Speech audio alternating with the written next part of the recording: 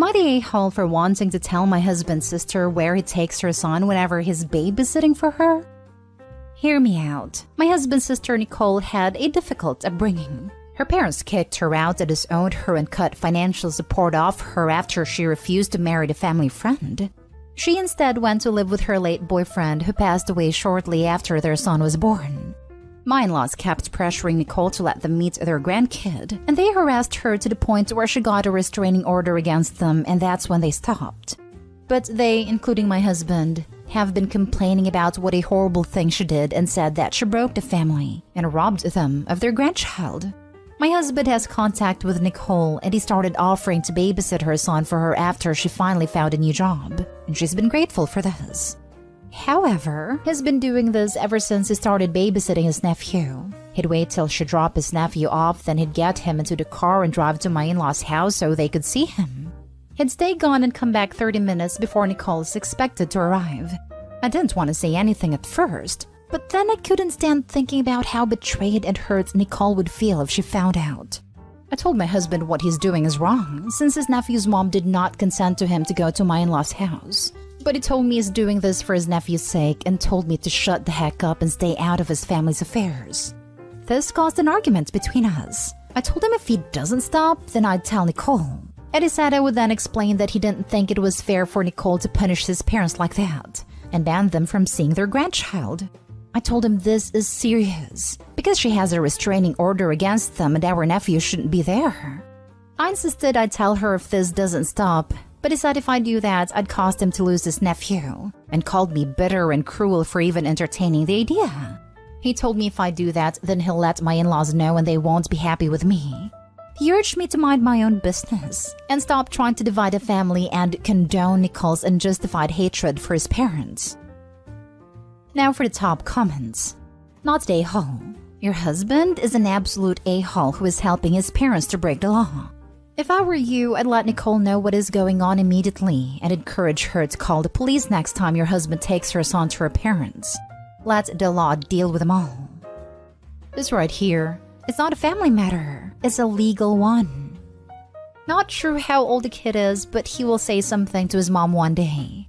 I imagine when that happens, the police and the courts will be involved. Your husband is looking at a lot of trouble for doing this. If I were you, I'd seriously reconsider if this is a family you want to be a part of. OP, you're not a-hole, but the family you married into has a lot of them. You're married to this guy and his family.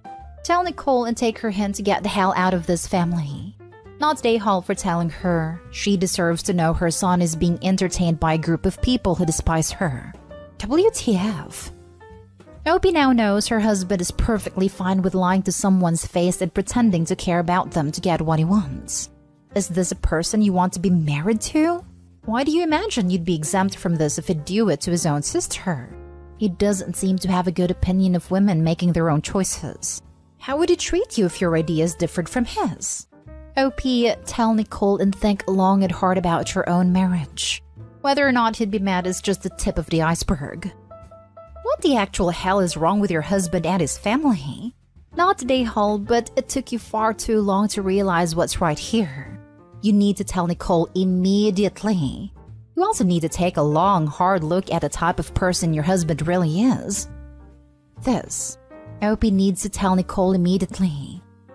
And then, Opie needs to dump her sorry husband and his entire family, except Nicole. Next story. Am I the a-hole for not giving my mom access to my money? My uncle and my mom have been arguing over this, and I feel terrible. I don't know what to think. So my mom let me get anything under $25 to Easter given us on Amazon. I got a small mini ATM of sorts. It has a 4-digit passcode and makes noise when someone attempts to open it, and even louder if you fail. Plus, it automatically sucks in your money like an ATM would. I had been looking at this for a while, saving up my allowance and planning to get it. Since it was under the price range, so I asked and she got it for me. It came in yesterday and I put the batteries in, set the code and already put the money I had in it. I get a $10 allowance, and if I do certain tasks, I get an extra $10 to $20, which is only about $10 right now. My mom asked for the passcode, which frankly I thought was a joke, so I told her a fake one. I just thought it was her messing with me and trying to get me to laugh. She came home today and did her inspection of my room. I have been spending the past few days working on the rest of the house, so I haven't gotten a chance to. I didn't think she would try anything, so I continued making myself some sandwiches for late brunch. It was 10 a.m. I couldn't care less. Then I heard the noise it made when you failed the passcode. I tested it night prior just in case, and rushed to my room. What I see is my mom trying to get into it, then turned to me and glared. "You told me the passcode was 1234. Why isn't it working?" I was confused and taken aback. Like, who expects this from their mom? I got upset as well and yelled at her to get the heck out of my room and away from my money. She left in a huff, and when my uncle came home, he got his ear talked, practically yelled, "All for it." He says I shouldn't have lied, but I didn't have to give her the passcode. Now those two are arguing and I feel really bad for causing it. Am I the a-hole? Not the a-hole at all. Your mother is pissed off at you because she couldn't break into what amounts to your piggy bank and steal back your allowance. That's next level a-holery. She wouldn't even be stealing it back. It's my uncle who pays me and started my whole allowance anyways, not her. So not stealing it back, just stealing it. Kid, you gobsmacked me. My jaw just hit my damn desk. There are no words I can actually say that won't get me thrown off the sub except your mother is Queen A-hole of Turd Mountain. May no one ever rise to take her place. It doesn't get lower than stealing money from your child that other people have given them for their own daily spending. Not A-hole. The real question is why your mom is trying to steal your money. She has a bad, persistent habit of sticky fingers, and I've normally relented in the past to save my ears from her screeching. Not A-hole, have to say better check your credit score with your social security number. Good job on the save. Wow. Trust nobody with your money. Period. By the way, tell her it's Nanya business.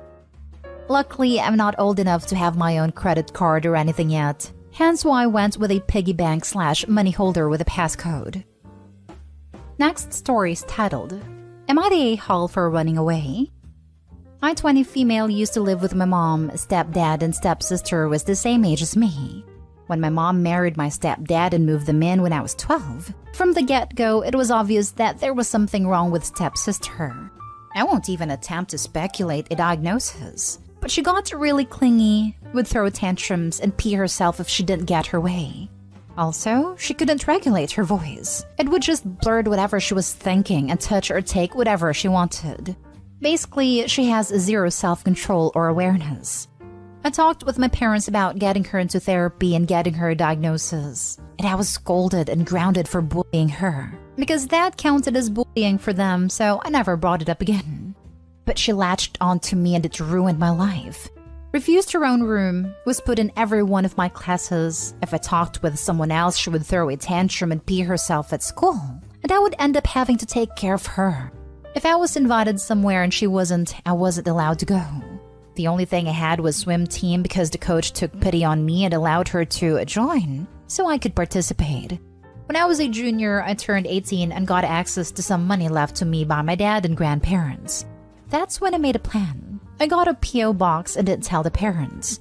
They told me that I will be going to the same college as my sister and I didn't argue, and used the P.O. box to apply to other colleges. I got into the farthest one I could get into. Last summer after graduation, I bailed in the middle of the night. I only took sentimental things and left everything including my phone. I left a letter and another with a neighbor so they wouldn't file a missing persons report. It has been almost a year and I just checked up on them, stalked them online for the first time. Apparently my stepsister is committed and the parents are no longer living together. And while I feel vindicated when it comes to the parents, I feel like an a-hole towards stepsister. I know that wasn't her fault. And with me there, she could live more or less normally. Now she's in a facility and all her support system vanished. So am I the a-hole? Now for the comments. Not the a-hole. Your parents failed both of you. It sounds like running was the only solution. I hope you're doing better now. This. And OP, the situation was entirely of your parents' making. They allowed your stepsister to use you like a security blanket and decided not to get her any therapy to cope without you and instead built her entire mental health on you staying with her 24/7. I hope they learned a lesson from this and that your stepsister is finally getting the help she needs. I legit wonder what the hell her parents expected of her for the rest of her life. They wanted her to share college with stepsister. Was OP also expected to share a boyfriend or spouse with stepsister? And so on and so forth. The parents really failed both of their children. At least OP got to escape. I hadn't even thought of that. But if stepsister broke down just from OP talking to others, what would happen if OP was in a relationship? Not stay home. First, the idea of running away from home when you're a legal adult is absurd. You didn't run away. You moved out. Now on to the other stuff. It was the responsibility for stepfather to protect his daughter and ensure she was properly taken care of. He failed his duty as a father. It's also the responsibility of your mother to protect you. To that end, she should have recognized that your stepsister had a problem. It was interfering with your own growth and development with her clinginess and keeping you out of school activities because she refused to allow to do anything without her. Your mother should have insisted to her husband that your stepsister got proper care. They both failed their children. They lost you, forced your stepsister to be committed so she has no one, and destroyed their marriage. This heap of failure belongs to them, not you. You have no legal or moral responsibility to your stepsister. Although perhaps it might be helpful if you had some contact with her, but I would talk to her caregivers first. It might be nice if you could write letters to her or visit her occasionally, or perhaps that would exacerbate her clinginess. It depends on where she's in therapy. As I said, talk to her caregivers and see if such contact would be helpful and appropriate. But of course, whether you choose to have contact with your stepsister at all is entirely up to you. As I said, you have no legal or moral obligation to have any contact with her. I don't think it's a good idea to advise a stalking victim to re-establish contact with a person who has fixated on them. The stepsister is where she needs to be. Any type of contact, including pity, will cause a resurgence of interest. Source: been there, done that. Let the professionals handle it. Not stay home. And it's suspicious that your stepsister got committed after you moved. You are adult in college, so I wouldn't call it running away. It seems like you were forcibly assigned to be the caretaker of stepsister, and that was basically the only reason why your stepdad and your mother were together. You did nothing wrong. You just protected yourself and your future from being forced to be your stepsister's lifelong caretaker. Good for you, OP. May you recover the life that you were forced to give up. What I got from a neighbor is that she couldn't take it when I walked away that they had to get her committed. Now for the last story. Am I the a-hole for sleeping in a guest room and locking the door after my boyfriend kept tampering with my alarm and causing me to miss work? My boyfriend 30 is a prankster by nature. You'll always find him laughing about anything and pulling pranks on everyone.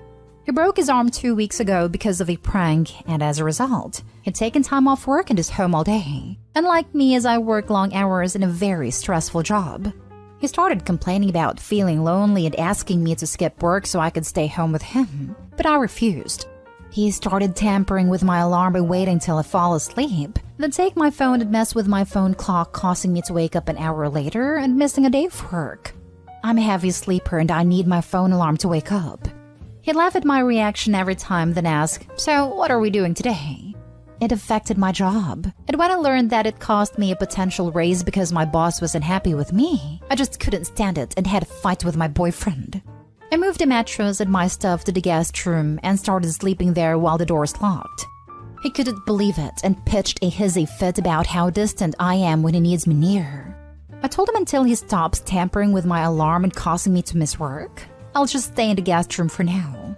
He said I really overreacted, and this was just some teasing/pranking that I'd taken too seriously, but I refused to negotiate it.